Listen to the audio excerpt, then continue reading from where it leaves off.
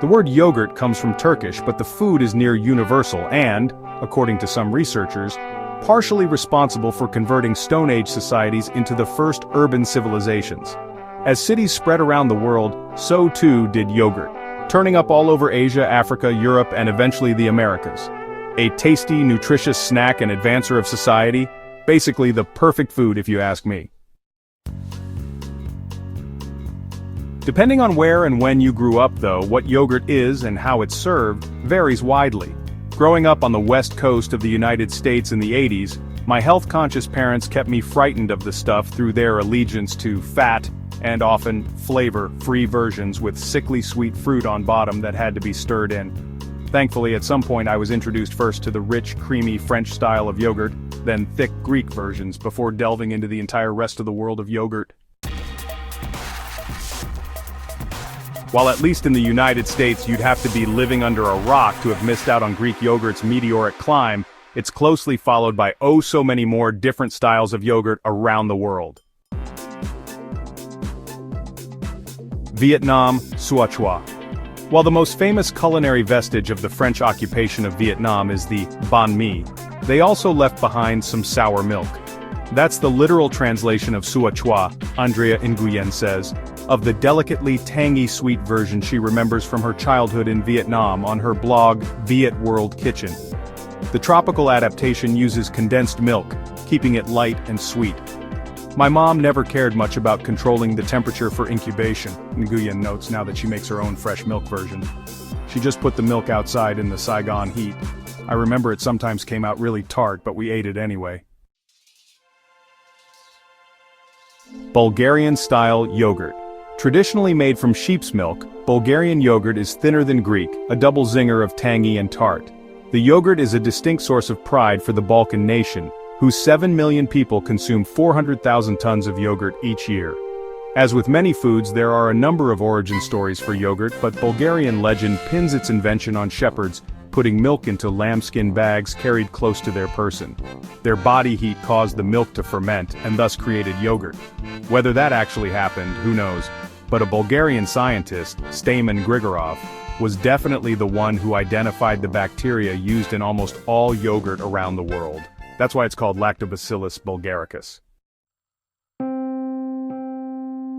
Scandinavia Viili. Originating in Sweden and beloved in Finland, this version is one of the few yogurts that doesn't use the Bulgarian bacteria mentioned above. Instead, this ropey milk of Scandinavia, as per the Nordic Food Lab, uses specific bacteria which impart a texture most often identified as slime. But the good kind of slime, obviously, other sources describe it as reminiscent of Nickelodeon gack, which will make any child of the 90s rush out to make it. South Africa Amasi. In his memoir, Long Walk to Freedom, Nelson Mandela tells of nearly being caught hiding out in a white part of town because he left his Amasi fermenting on a windowsill. The Southern African yogurt, traditionally fermented in ash-smoked gourds, is usually thinned and has a sour taste that is an acquired profile for some, says South African food and culture journalist Ishe Govender Ipma. We lived near Durban on the East Coast, and the local Zulu people drank it frequently. They still do, she explains. She describes her mother using it to make dahi, raita, to go with biryani, or to bake yogurt-based cakes and breads. My mother also served it sweetened with sugar, smoothing the cottage cheese lumps with a fork.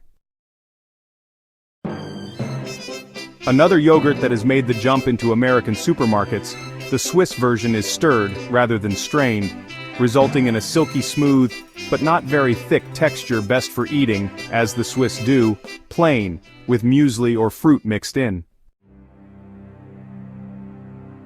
Skyr is hot on the tail of Greek yogurt in popularity in the United States, but like Quark, see below, it's not technically a yogurt. Its deep dark secret is that it's actually a cheese. But the yogurt-like cheese is naturally just barely sour, barely sweet, and mostly cool, rich, and admirably thick, which appeals to Greek yogurt lovers looking to step up the girth of their spoiled milk. It's also made with skim milk, making it naturally fat-free, but not in the flimsy, flavorless ways of my childhood. It also apparently makes a good weapon. In 2016, when the Prime Minister of Iceland's name appeared in the Panama Papers, Icelandic people threw containers of skyr at the government building. Germany Quark. Like skyr, Quark is technically a cheese, not a yogurt, but its texture and uses are similar enough that it's often called yogurt cheese.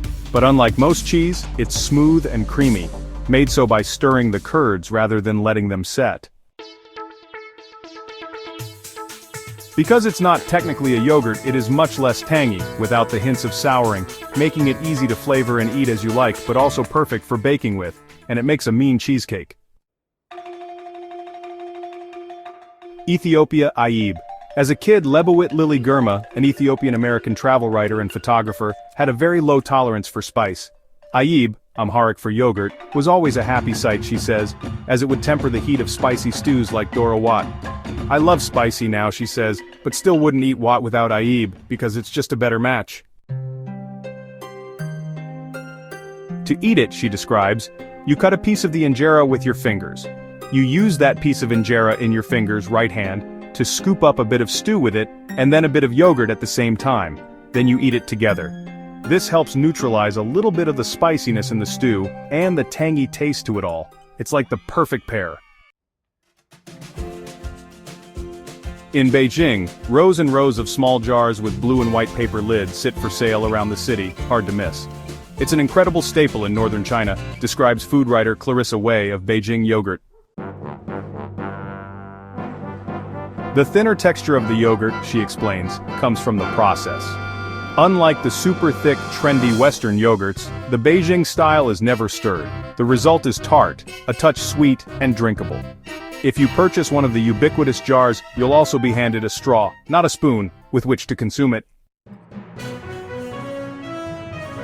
Another yogurt origin legend, one promulgated by Alton Brown on Good Eats, says that it came from nomadic Mongolians riding with mare's milk in their saddlebags. This one has all but been proven wrong, but yogurt, filed under White Foods of Mongolia, remains quite popular and also quite varied, including various forms of tarag, which is made from the milk of cows, yaks, sheep, or goats, and kumis, which comes from fermented horse milk. Because of dairy's ubiquity, there's no one kind of yogurt, sweet, tart, served with mutton, or even sun-dried as arul, which are like chips made of yogurt.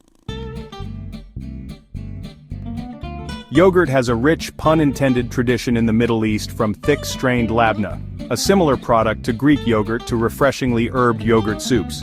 But Italy-based Iranian-American food writer and tour guide Coral Sisk favors a drink called Doogh, which she describes as a salty yogurt drink sometimes called the Coke of Iran.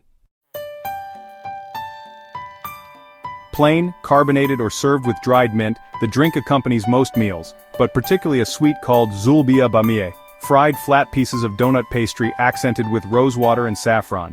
Doogh was special to me because as an adult, says Sisk, it served as a sort of bridge to Middle Eastern culinary identity. It was a familiar habit which imparted a sense of culinary belonging during travels in Iran and Turkey.